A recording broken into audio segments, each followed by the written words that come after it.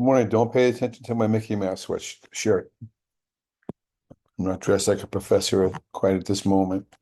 I'm going to be talking about three or four different things, as I always say every time, I will try to keep it brief. First of all, I've just put an announcement up that there will not be office hours next Wednesday. What day I usually have it on Wednesday, right? Tuesday? Next Tuesday, I think I said it was. Now I forget what day it was. Today is the ninth. Today, oh wow. Should I just erase this and start all over again? No, I haven't got the time for that. Give me a second. Okay, calendar. Today is the 20th. When do I usually have? I usually have office hours on Wednesday. There will not be office hours next Wednesday. Instead, I've moved it to next Tuesday, the 24th, at 5 o'clock, not at 4 o'clock. And I put a link up for that. Grandson's graduating high school. I know I don't look that old, but I have grandsons in high school and even in college. So we have to go to that. That's not negotiable. If you want a one-to-one conversation, I've been having several now and then the past couple of weeks, and every one has been really enjoyable for me. Feel free to let me know that you'd like to have a phone conversation or a Zoom conversation about most anything, and I'll be happy to talk to you about it. And in addition to that, one of you, I forget who it was, I want to say Joanne, but I could be wrong, said that she'd like to know more about how AI might fit into change. And I smiled when I read that because a friend of mine from California, whom I've never met straight, no, face to face, you can imagine that, who is collaborating with me or I with him, depending which way you want to look at it, to write a book for Columbia Teachers Press about AI and strategic planning and change. We've just really begun the book, having gotten permission to do it for them. So it's won't be out, I don't think, for probably till next spring, the way these things go. But I'd be happy to demonstrate how AI can be used, and you'll be amazed how AI can be used with human beings, okay, not the other way around, to create amazing change plans. And I'd be really happy to do that. If I could get four or five of you, or even two or three of you, or even one of you for that matter, to volunteer to do that, I would be thrilled to have you do that with me. And I would be happy to show it to you.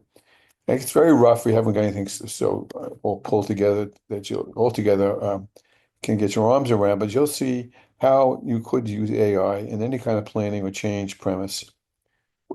Again, as an assistant to what human beings need to be able to do. So I'm kind of asking you for that. I would love to see some volunteers for that. And I'll make the time, but that's got to be synchronous. That cannot be asynchronous. I'll need to have people say, okay, I can see you on, whatever day, at whatever time, so we can do it together. Okay, so those are two things. And the other thing was I did put a video, I did have office hours the other day, and I actually had two people. And I one of them was more of a person, one-on-one coaching conversation, and the other one was a person who needed some support with Canvas. And I've taped that. I'm going to put that up to for everyone to see in case you want to know more about the Canvas things. It's certainly not required to watch it, but Alicia was good enough to give permission for me to post it up. So that's another video that will be going up probably tomorrow and not today. And I'm probably leaving some other things out. This is not a video of continuation of futuring and change. I'm doing that after I do this. This is not a video of that, this particular video. And it is that's coming. So we'll move on from that. So what this is a quick video about the two major assignments that are left. Uh, there are two. The journals are essentially done, although some the due dates aren't squeezed yet. So feel free to send them in. All the discussion questions have been posted, and you do great jobs with the discussion questions. So we're good with that. So those two things are off the ground and done. And now we're moving towards the two bigger issues, the two bigger assignments of the class. One is the case study, and one is the book review. So I'm going to just go over them quickly, comment on what the expectation is, and they're pretty forthright, but I just want to make sure everybody's in the same place on it. So, and you know how I always get hung up on trying to find things uh, to do the share with. So just bear with me.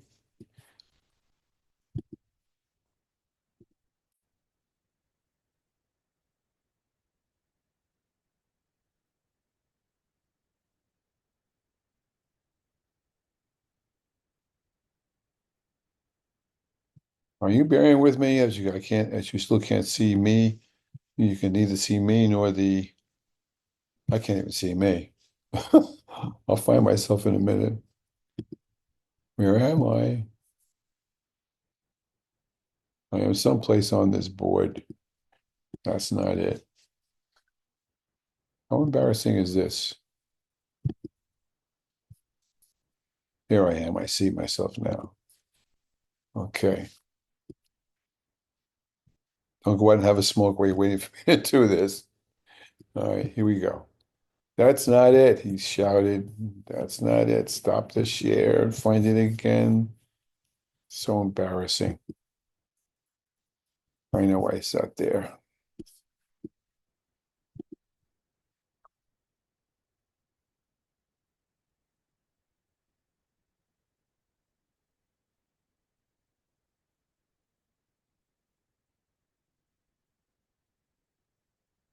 Getting closer, folks.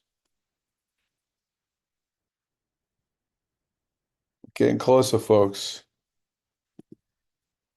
There we go. All right, so this is the case study assignment. It's taken right from the syllabus. All right, and the purpose of this assignment, actually, I think in certain senses, does not belong in this course, rather would be better served in a supervision class. As I've said to you several times, supervision is, in my mind, the most important course of all that you can possibly take. Although certainly it's got relationships with a change class. You're going to be an administrator, you're going to be a leader, you're going to be working with teachers who are in various stages of expertise, competence, and skill sets, as well as dispositions. Sometimes you're going to need to find teachers who are really in need of help.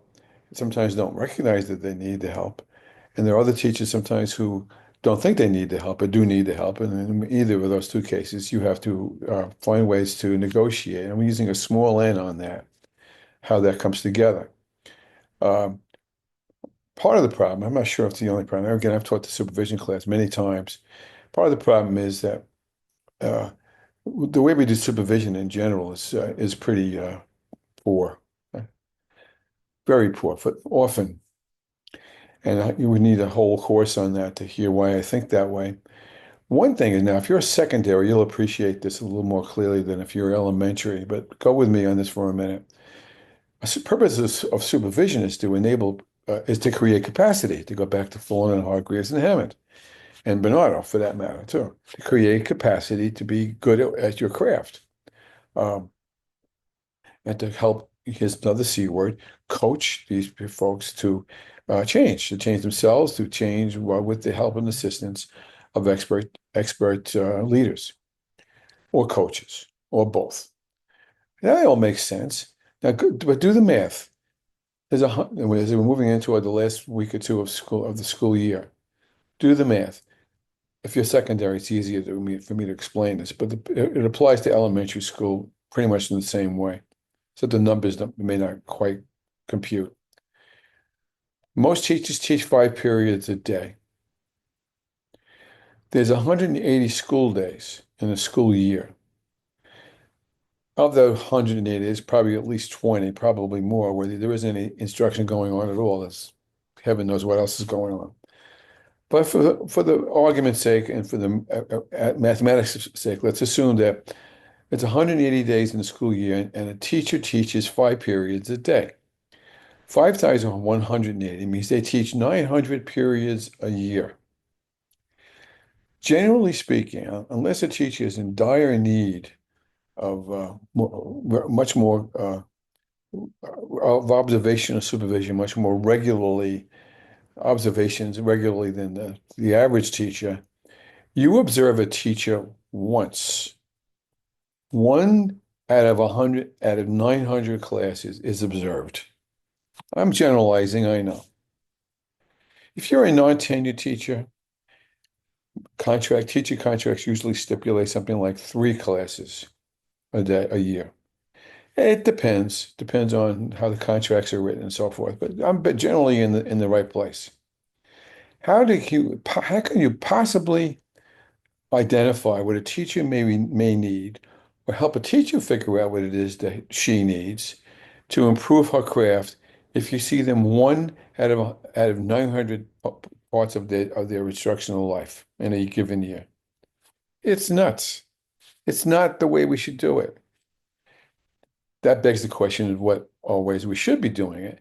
And this class is not about that. But I will say there's other models of supervision and observation and coaching that are out there that are difficult to put in place by a leader, sometimes in violation of unions. And if those of you remember APPR, that was an attempt from the state education department to do that, and that failed miserably for all kinds of reasons.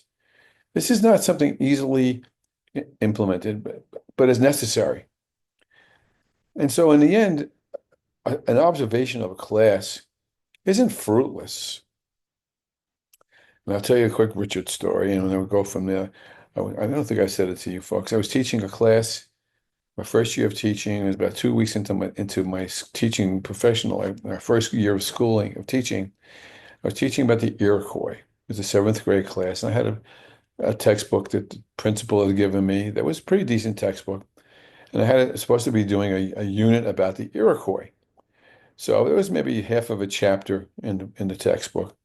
And the principal told me he was coming in, and he did. And I had created a lesson plan, and my lesson plan was basically, Johnny, would you read? Johnny, I expect that you read these 2 pages, and now I'm going to ask you questions about it. That's basically what my lesson was. And that's the way I had been taught in my student teaching experiences, and not much more than that, to tell you the truth. And I thought that's what you had to do. So I go in and I have these questions. And my questions were carefully crafted. They were arranged by Bloom's taxonomy and all the rest of it. And kids were raising their hands, asking questions. I was bouncing, one kid off another kid to, have them answer the questions, writing notes down, and everybody was smiling and happy. And I thought it went pretty well. I was pretty pleased with myself. 40 minutes is up. I go to the end of the back of the room to see my principal. And I'm waiting for him to tap me on my head. I had hair then, and tap me on my head and say, "Well, yeah, hey, okay, Rich, this, and this is good. But let's talk some more about this, and this." And we go from there. And he turned around and he said to me, "You don't know much about the Iroquois, do you?" And I was shocked. And the truth was, I didn't. Uh, and I was basically going from my reading about Native Americans in general, and some of the specifics that the textbook suggested. But I certainly wasn't any kind of expert about the Indians. But that wasn't what he was talking about, really. What he was basically saying is, not only do you not know much about the Iroquois, but you don't also know how to teach it. That shook me up. That rocked me to my core, to be quite frank. I was very upset by it. I didn't think he was being unfair to me. I just didn't know how to answer it. And he said one thing to me right that then and there that I took to heart and have never forgotten, and that was, Richard, you have to remember that kids learn best when they're doing.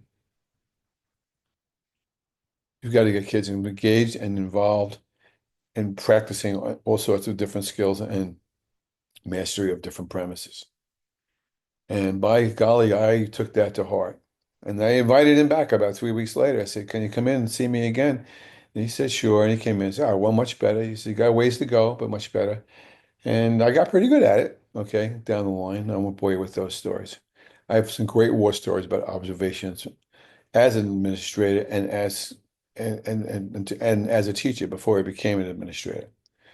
And so the reason why I'm telling you this is that there's a real importance to this to get teachers to recognize what it is they need to do in order to get better at what they're supposed to be doing. Now, this case study assignment, to come back to that, asks you to observe a class. Now, the class you're asked to observe is a videotape. So what I've done is, I don't think I put it here. I put it someplace else in the, I'm not sure where I put it, but I know I posted it up. Uh, of, I think I was at 10 different lessons that are videotaped. Your job is to pick one of the videos. Look for something you're interested in. If it's a math class and you teach math, great. If it's teaching reading to first graders, I remember there is one like that, then watch that one. Watch what it's you observe, whatever it is that you do. Okay, that's one filter you do. Watch a lesson. Now, the second place is read these case studies if you haven't already done that, and I am pretty sure you have. Okay, investing in capability and commitment, investing the Hanushek article, as well as the two chapters from the chapter from Hammond and the chapter from Fullen are all good, and so forth. Okay, and again, those pieces of what the kinds of capital that we're talking about. Then here it is. Then you watch any one of the videos. I don't care which video you watch. Now here's my suggestion. Watch the lesson. Just watch it. When the lesson's finished, go back to the lesson. Say to yourself, this is up to you now. What are the pluses? What are the minuses? What's maybe interesting about what you see in the lesson? I'll give you a quick example. Suppose you really like the teacher's questioning habits, practices. That's great. Tell me that. Dr. B, I observe this lesson for questioning. And what you do is now you go back and watch the video again, and you watch to see how a teacher asks her questions, what she does when the students answer, what she does when the students don't answer, how she bounces it around the class, how she engages the class, and what goes on.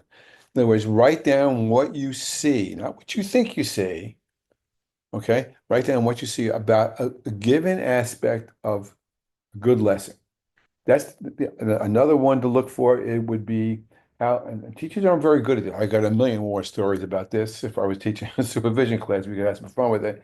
How they evaluate the whole class with a W, or how they evaluate the individual children's or students' mastery of the content. How they set goals, how they don't set goals. Really, what I'm looking for is how you see their evaluation. In a sense, what you're doing is what you would do in a real observation is you would bring in Mrs. Smith. Mrs. Smith, what do you're teaching a lesson about the Iroquois? What is it that you want me to look for? And the teacher may say, well, could you look at how I ask questions? And the principal, the chairperson will say, okay, I'll do that. And then the lesson observation will go through as I just said. And then you go to the next place, which is bring the teacher back for a post observation. Okay, what did you think, Mrs. Smith? Yeah, I think I tried better. I think I asked too many what questions, which is typical in the social studies class. What questions are the very lowest level of questioning. Always remember that. Nothing lower than a what spit back, vomit, rote, spit back answer. Nothing lower than that. Who discovered America in 1492? Columbus. How much is 2 plus 2? It's 4. Those are rote questions. How many of you think that Columbus was a hero or a villain is a high level question? Now, what kind of questions were they asking? Were the questions geared back to what you think the lesson goal was? That's what you would do if you were doing a real observation. You're not doing a real observation. We're going through, the best we could call it, as a simulation of one. So to go back, what you're going to do is watch a lesson. I would watch it at least twice, just sort of broadly. Then you go back and say, okay, I want to observe this lesson for something really good, something you think the teacher may need some work with, could be a classroom management issue, or whatever you think. And now this time, watch the lesson only for that, not for everything else that she does, just for that one skill. Okay? Then you go back to the teacher observation rubric, which is in the syllabus. I'm I'm not going to pull that up for you now, but basically I'll read this back to you using the evidence, readings and PowerPoints, and what you observed in the video and teacher observation rubric provided in class. Prepare a 300 words evaluation of the observed teacher for your post-observation conference with that person. And for each rubric, cite observable, he shouted, evidence from the video. Not something you thought you saw, something you saw and or heard. Assign a performance level from 1 to 5, 1 meaning, okay, we need a lot of work here, 5 meaning you're a John Dewey, and everything in between. And then you cite the evidence, you identify a strength, you identify something you may want to work on the next time you come in. That's not going to give you a big bicep in terms of learning how to observe a class, but it will give you something to work with. If you're looking for a good book, this book I always recommend, there's two I recommend. One is by, I don't remember titles. One is by Goldhammer. Let's spell it, to spell it that, that's the last name, Goldhammer. Another one is by Coppola, C as in like Coppola from Francis Ford Coppola of The Godfather. I think he's actually related to him. Coppola, and I forgot he wrote it with somebody else. Scricca, Scricca, and that's a pretty good book about supervision. Actually, I think that works well. So if you're looking for some more points, and you're going to do that lesson, that's your case study. And when does that due? I think the 26th, or maybe the 23rd. I never remember those things. Okay.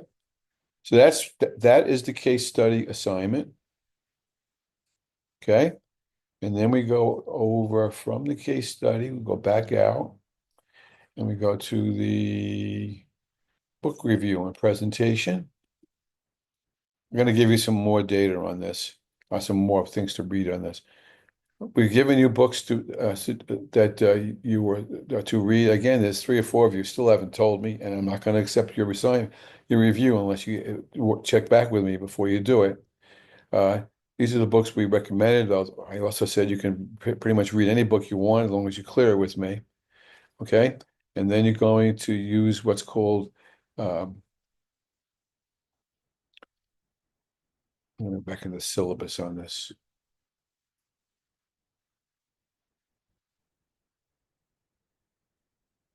Using the syllabus instead of the assignment box. I think it's a little clearer there.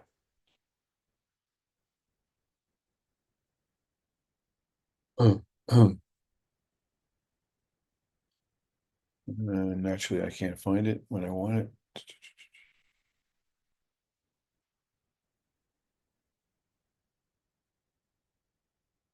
You see all the rubrics.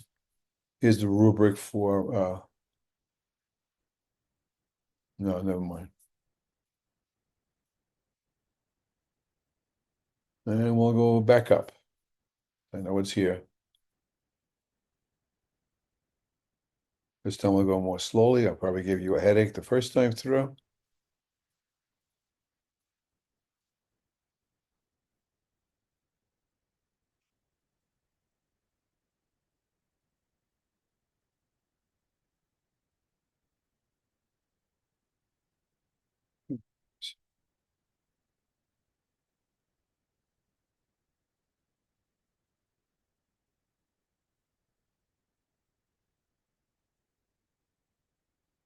Okay, here we go.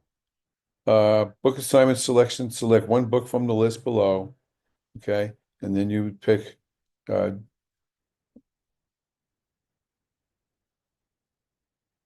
you have 2 choices, really. Why can't I find what I'm looking for?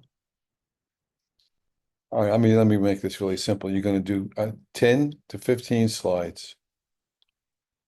I'll get more specific about this in a handout. You're going to do 10 to 15 slides, no more than that. You demonstrate the book title. You're going to summarize what the book title is. There's 2 slides. You're going to identify why you chose this book. Then you're going to pick the pluses, the minuses, and what's interesting about it. And then you're going to describe how or whether, and you can say this is the worst book I've ever read too, that's absolutely fine. listen to me now on this, how or whether you think the book, it fits one or several of the PSEL standards to help you become a better leader. I'm not going to repeat that because it's too complicated to say out loud again, but I think you've gotten the point. So and then you're going to post that to a discussion column for everyone else to see. So the only thing I'll say again is 10 to, find your book, read your book, 10 to 15 slides, identify the book, say what the book is, slide for the overview of what the book's about, why you picked the book. Here's 3 slides. What you thought the pluses, the minuses, and what you thought would be interesting to discover. You'll find, if you haven't already noticed, that I'm mostly interested in the interestings, personally. But you should do some pluses and some minuses. There may be not any pluses, say there aren't any. Maybe not be any minuses. You might say that too. But the interesting things, I would expect you to be able to comment on them as best you can. Okay? So those are the 2 assignments. They do pretty close to each other. I'm ready to begin to talk more about them now because although I think today is today's the first day of summer. And there's still 9 days to June and 8 days to the end of the semester. That's 17 days, but in my mind, now you know what you need to do. As far as time consumption is concerned, in order to get these done correctly, I would probably say that case study is going to be more time consuming than the actual uh, book presentation, I think, but it may not be true for all. If you want feedback for either of those assignments prior to when they're due, just send it to me, and I'll be glad to give you feedback to help you create perfect products. And then we move on. Okay. So we're done. I'm going to do now post up a video continuing the change, featuring a change premises that I think you can see are matching up nicely with Hammond and with Fullen and extrapolating on them as well. And with that, even though I have my Mickey Mouse shirt on, I'm not changing my shirt for this one anyway. Take care.